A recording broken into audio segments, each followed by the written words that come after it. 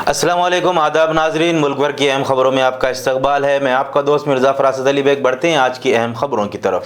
हर वालिदैन का एक ख्वाब होता है कि उनका बच्चा बेहतरीन तालीम हासिल करे और ज़िंदगी में कामयाब हो। सक्सेस द स्कूल में हम सिर्फ पढ़ाई नहीं सिखाते, हम बच्चों में कॉन्फिडेंस, डिसिप्लिन और स्ट्रॉन्ग वैल्यूज़ डेवलप करते हैं। हम हर स्टूडेंट को उनकी बेस्ट पोटेंशियल तक लेके जाते हैं। Admissions are now open for the academic year 2026 to 27 from nursery to grade 10. Limited seats are available. आज ही सक्सेस द स्कूल विजिट कीजिए और अपने बच्चे के ब्राइट फ्यूचर की बुनियाद रखिए। सक्सेस द स्कूल, जहां तालीम भी है और तरबियत भी। हैदराबाद के मासब टैंक इलाके में वक्फ बोर्ड ज़मीनों के हिफाजत के लिए लड़ने वाले वकील ख्वाजा मोहिउद्दीन की मशकूक हालत में मौत हो गई। इत्तला के मुताबिक नामालूम अफराद ने उनको टक्कर मारी और मौके से फरार हो गए।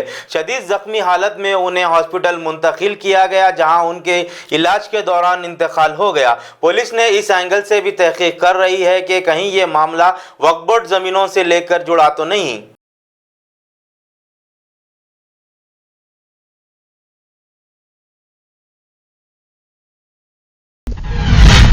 हैदराबाद में एसीपी ने मिर्चल मलकाजगिरी के डिप्टी कलेक्टर वंशी मोहन के खिलाफ केस दर्ज कर लिया। छापे के दौरान करोड़ों की जायदाद, प्लाट, फार्म हाउस, फ्लैट, सोना और कैश, महंगी गाड़ियां बरामद हुए। हुकाम के मुताबिक जमीन डॉक्यूमेंट की कीमत 6 करोड़ से ज्यादा, जबकि असल मार्केट वैल्यू 50 करोड़ से ज्यादा बताई जा रही है।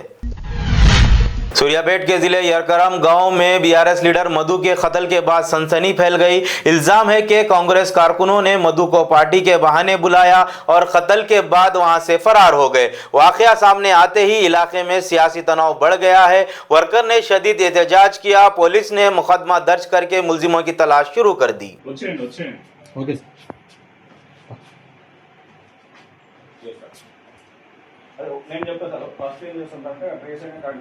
అక్కడ సీన్ రాసుకున్న తర్వాత డెడ్ బాడీ పంపిస్తాం. వస్తూ మళ్ళీ సెకండ్ సీన్ వేసుకొని అక్కడ బయట ఇన్వెస్టిగేషన్ థర్డ్ సీన్ వేసుకుంటాం.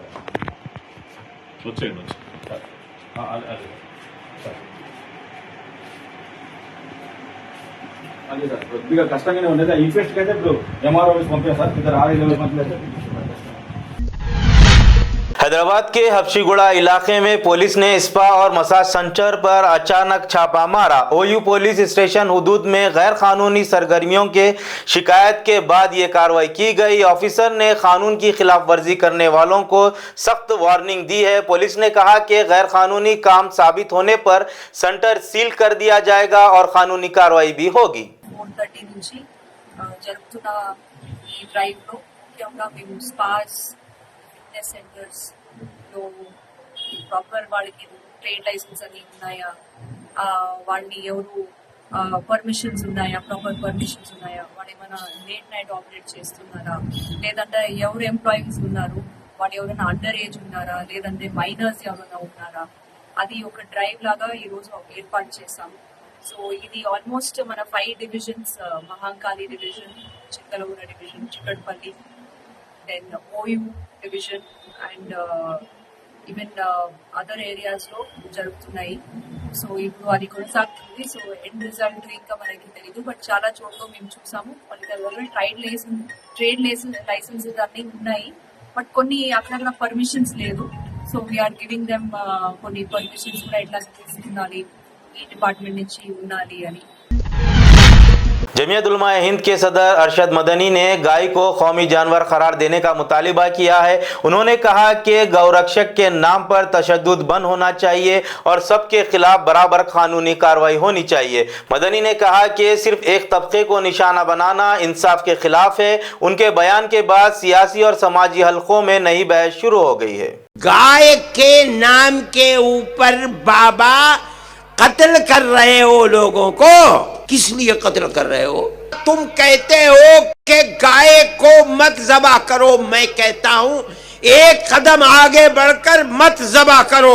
मैं मुतालबा करता हूं, तुमने जिस तरह मोर को नेशनल बर्ड बना रखा है, मैं मुतालबा करता हूं गाय से मजहब हिंदू का जुड़ा हुआ है, तुम उसको नेशनल जानवर बनाओ।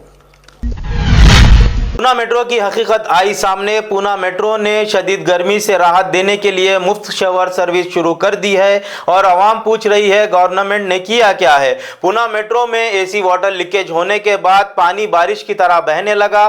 मुसाफिरों को तकलीफ का सामना करना पड़ रहा है।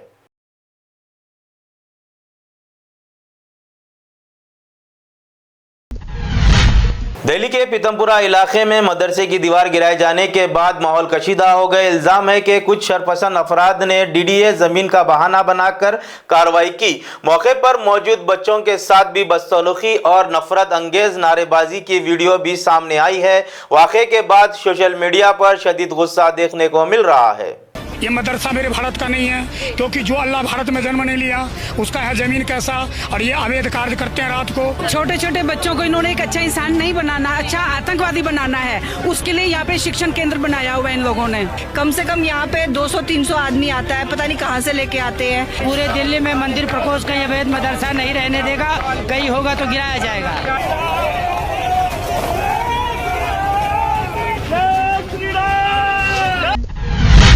बिहार वीआईपी मूवमेंट की वजह से लोग 47 डिग्री में भी कई घंटों तक ट्रैफिक में फंसे रहे। परेशान अवाम ने एक साथ गाड़ियों के हॉर्न बजाकर शदीद एहतजाज किया। सूरत हाल बिगड़ता देख पुलिस को आखिरकार वीआईपी रूट मनसूख करके रास्ता खोलना पड़ा। इस वाकये के बाद वीआईपी कल्चर पर सोशल मीडिया पर नई बहस छेड़ दी है।